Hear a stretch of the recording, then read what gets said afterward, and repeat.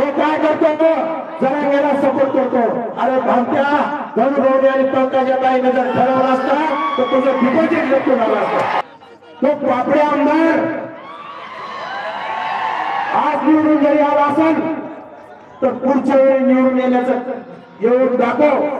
परंतु गेवराईच्या ओबीसी बांधवांची थोडी चूक झाली, परंतु त्याची ही शेवटची आमदारकी असेल। त्यांच्या कमरातला गळून त्याला घरी पाठवण्याचं काम करायचं। आता isakal.com आहे देशातील नंबर 1 ची मराठी न्यूज वेबसाईट। प्रत्येक अपडेटसाठी isakal.com ला नक्की भेट द्या। तुम्ही आमच्या लक्ष्मणरावाला गेवराईत झोंडीशाही निर्माण करून अडवण्याचं काम करता। तो पापडे आमदार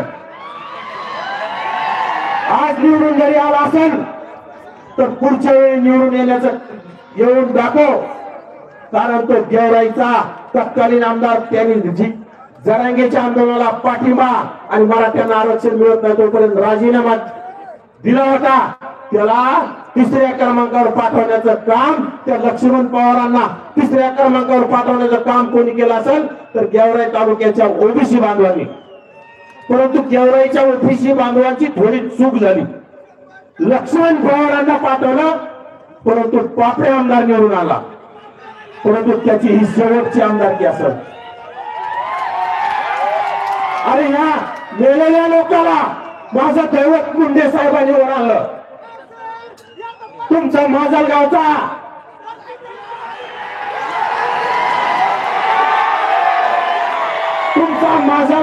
डोंगर आमदार तो काय करतो जरांगेला सपोर्ट करतो। अरे भामट्या धनुभाऊने आणि पंकजाताईने जर ठरवलं असतं तर तुझं डिपॉझिट जप्त झालं असतं। आणि तू आता अरे घरच्या पुतण्याचा तू झाला नाही त्या जयसिंहचा, तू काय ओबीसीचा होणार आहे? त्यामुळे त्या डंगराची शेवटची आमदारकी अशी लिहून त्यांनी ठेवावी आणि येणाऱ्या काळात आपल्या मतदारसंघामध्ये माजलगाव मतदारसंघामध्ये माधव तात्या निर्मळासारखा आमदार उभा झाला पाहिजे, आपला आमदार झाला पाहिजे। त्यामुळे आतापासून आपण कामाला लागायचंय। गेवराईचा बेवडा आमदार बीडचा बेवडा आमदार म्हणायला ओबीसीतून जन्म घेतला भामट्याने, चुलत्याचा झाला नाही। ज्या चुलत्याच्या जीवावर मोठा झाला त्या चुलत्यासोबत गद्दारी केली त्याने आणि आता त्या जरांगेच्या पाया पाडण्याचं काम करतो। जेव्हा बीड जळत होतं त्या संदीप क्षीरसागराचे लेकर त्या घरात जळून गेले असते, परंतु ते लेकर तेथील मुस्लिम समाजाने वाचवण्याचं काम केलं। त्या जरांग्याच्या पायापाशी जाऊन लोटांगण घेण्याचं काम करतो। आष्टीचा करायला आता आष्टीचा जब्या, तो आष्टीचा जब्या मुंडे साहेबांनी त्याला राजकीय जीवनदान मिळालं भामट्याला। आणि आता पंकजाताई आणि धनुभाऊ निवडून आला आणि त्या भामट्यांनी जात दाखवण्याचं काम केलं। त्यामुळे ह्या भामट्यांना आता आपल्या हृदयात ठेवायचं, याला दाखवून द्यायचं, आपल्या हृदयात आठवण ठेवायची की यांनी आपल्याला आपल्या उपकाराची परतफेड अपकाराने केले। याला पुढच्या वेळी यांच्या बुडावर लाद घालून यांच्या कमरातला घालून याला घरी पाठवण्याचं काम करायचं।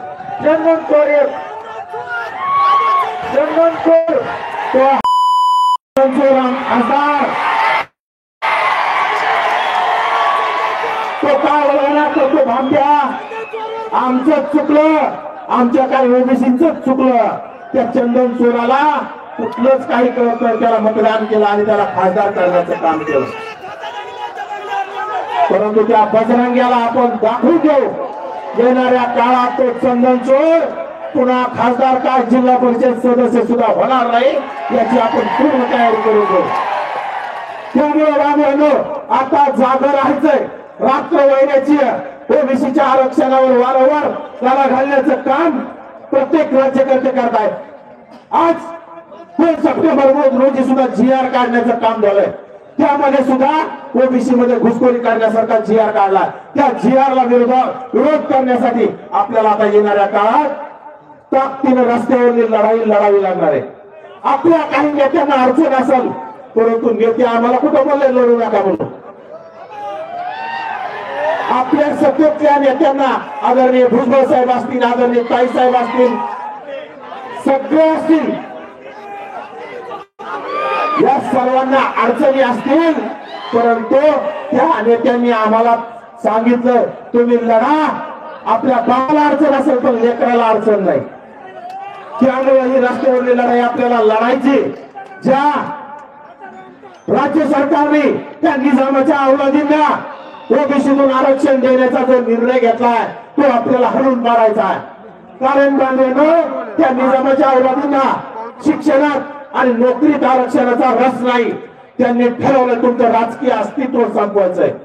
कारण या राज्यामध्ये 56,000 जागा स्थानिक स्वराज्य संस्थेच्या आपल्याला राखीव मिळतात आणि त्यांच्या पोटात दुखायला सुरुवात झाली. आणि शरद पवार नावाचा जातीवादी माणूस आजपर्यंत स्वतःला फुले शाहू आंबेडकरांचा पाईक म्हणत आला. आणि शरद पवाराचा पुतण्या अजित पवार हा सुद्धा अतिशय जातीवादी, दोघं एकमेकाच्या विरोधात असल्याचं नाटक करतात. अक्षरशः आपल्या राम शिंदे साहेबांच्या विरोधात त्या अजित पवारांनी काम केलं आणि पुतण्याला निवडून आणण्याचं काम केलं. तो शमडा रोहित पवार,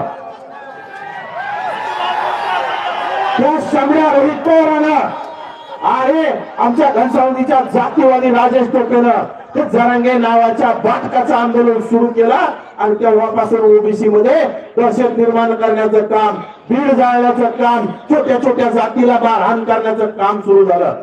परंतु आता ओबीसी समाज जागा झालाय.